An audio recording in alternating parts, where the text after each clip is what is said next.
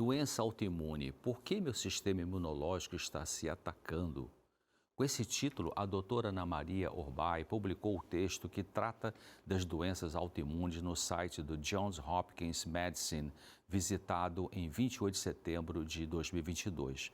Vamos agora pensar sobre o porquê nessas doenças o corpo ataca a si mesmo.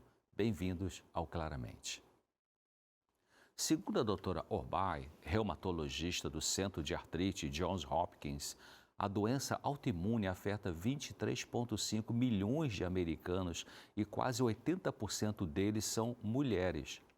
Se você é uma das milhões de mulheres afetadas por esse grupo de doenças, que inclui lúpus, artrite reumatoide, doença da tireoide, você pode se perguntar por que seu sistema imunológico te ataca. Existem várias teorias sobre o que pode causar uma doença autoimune, incluindo infecção, danos nos tecidos e genética. A reumatologista explica que os médicos não têm certeza do porquê a doença autoimune ocorre mais nas mulheres do que nos homens. Uma teoria é que os níveis mais altos de hormônios em mulheres, especialmente na gravidez, podem torná-las mais suscetíveis a doenças autoimunes. Porém, ela observa que existem muitos fatores que afetam a autoimunidade, tanto genética quanto ambiental. Os pesquisadores não sabem ainda explicar por que as mulheres desenvolvem essas doenças mais do que os homens. Usando uma maneira simples de explicar, a doença autoimune surge porque as defesas naturais do corpo, ou seja, células do sistema imunológico, atacam o próprio tecido saudável do organismo. Quando o corpo sente o perigo de um vírus ou infecção, o sistema imunológico entra em ação e o ataca. Isso é chamado de resposta imune. Às vezes, células e tecidos saudáveis são pegos nessa ação, resultando em doença autoimune. Muitos cientistas acreditam que é isso que causa artrite reumatoide, um tipo de doença autoimune que ataca as articulações. Também é comum que depois de ter faringite, as pessoas desenvolvam psoríase, que é uma doença autoimune que causa manchas de pele espessas e escamosas. Alguns cientistas pensam que quando o sistema imunológico se livra de um tipo de câncer, existe uma resposta inflamatória remanescente por causa dessa luta. Eles acham que a lesão que surge pode desempenhar um papel em alguns tipos de doença autoimune, como artrite de psoríase ou artrite psoriática, que é quando acontece a afetação das articulações de algumas pessoas com psoríase.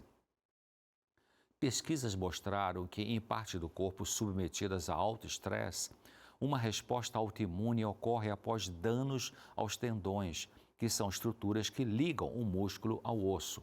Por exemplo, o calcanhar de um atleta que pratica corrida é uma área onde o músculo está constantemente puxando o osso para criar movimento. A doutora Orbay afirma que esse estresse repetido pode expor o tecido que normalmente não deveria estar em contato com as células sanguíneas. E quando esse tecido fica exposto, é como uma pequena ferida. As células sanguíneas tentam curá-lo, mas uma resposta imune anormal causa inflamação das articulações e tendões.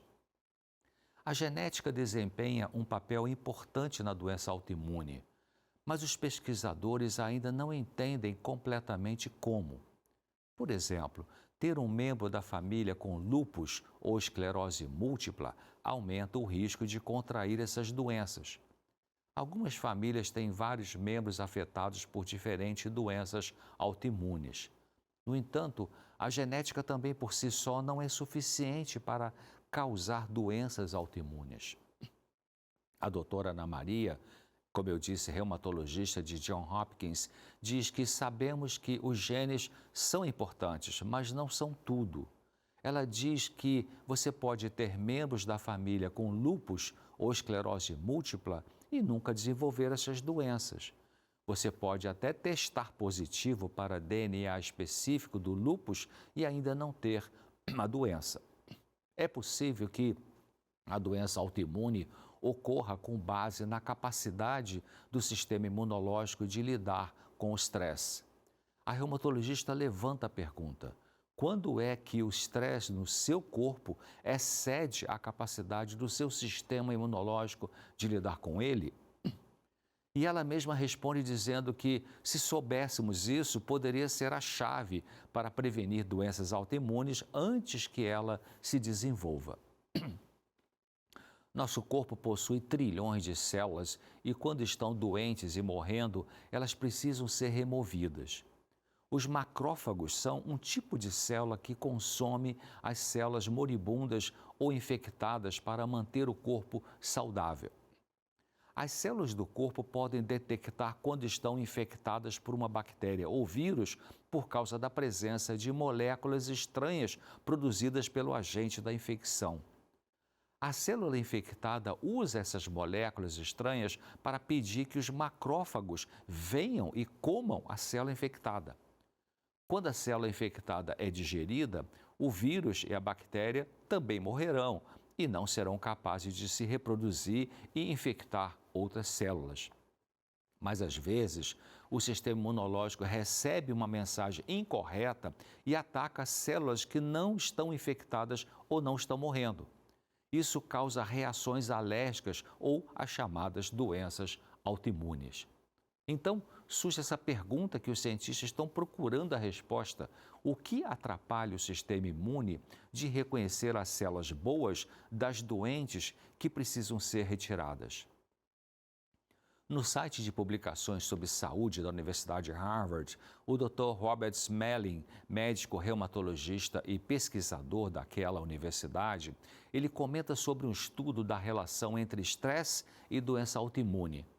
Estresse, no sentido popular, é quando os recursos que você tem, sejam físicos, psicológicos, sociais, espirituais, para enfrentar alguma situação, não são suficientes para obter o que você necessita e daí surge alguma alteração doentia no seu corpo ou na sua mente. No estudo citado por esse cientista, os pesquisadores analisaram mais de 100 mil pessoas diagnosticadas com transtorno do estresse e compararam a sua tendência a desenvolver doenças autoimunes pelo menos por um ano depois com 126 mil de seus irmãos e outro 1 milhão de pessoas sem transtornos relacionados ao estresse. O estudo descobriu que indivíduos diagnosticados com um transtorno relacionado ao estresse eram mais propensos a serem diagnosticados com uma doença autoimune e tinham uma taxa mais alta de doença autoimune se fosse mais jovem. É importante enfatizar que um estudo desse tipo, chamado de estudo observacional, não pode concluir que distúrbios relacionados ao estresse realmente causam doenças autoimunes. Pode haver outras explicações. Por exemplo, muitas vezes é impossível identificar uma data precisa em que uma doença autoimune ou distúrbio relacionado ao estresse começou. Portanto, apesar da exigência dos pesquisadores de que a doença autoimune seja diagnosticada bem após o transtorno relacionado ao estresse, é possível que a condição autoimune já estivesse presente antes que o transtorno ligado ao estresse fosse diagnosticado. Se fosse esse o caso, o transtorno relacionado ao estresse não poderia ter causado a doença autoimune. Além disso, é possível que algo diferente do transtorno relacionado ao estresse tenha sido culpado pela maior taxa de doença autoimune. Por exemplo, pessoas que passaram por circunstâncias severamente estressantes podem ser mais propensas a fumar e o tabagismo tem sido associado a um risco aumentado de certas doenças autoimunes, incluindo artrite reumatoide e esclerose múltipla. Se o estresse ou os transtornos relacionados ao estresse desempenham um papel importante no surgimento de uma doença autoimune, isso permanece uma hipótese. De qualquer maneira, se você tem doença autoimune, procure reduzir o estresse, trate bem a si mesmo do ponto de vista emocional, evite guardar ressentimentos, perdoe as pessoas e a si mesmo, cultive gratidão, desenvolva sua fé religiosa, ajude as pessoas de uma forma voluntária. Isso vai ajudar muito a melhorar e a funcionar melhor seu sistema imunológico. Bom, espero você aqui em breve, se Deus quiser. Até lá. Até lá, doutor César. Olha, que desafio, né? Cuidar dessa parte da nossa vida, uma parte que a gente nem sempre pode sentir ou pode tocar, né? Mas esse cuidado da saúde mental é essencial, esse manejo do estresse, o cuidado das nossas emoções é sim fundamental para que você tenha saúde geral. Se quiser rever esse conteúdo mais uma vez, aproveita, está disponível para você lá na nossa playlist do canal do YouTube, que é Vida e Saúde NT.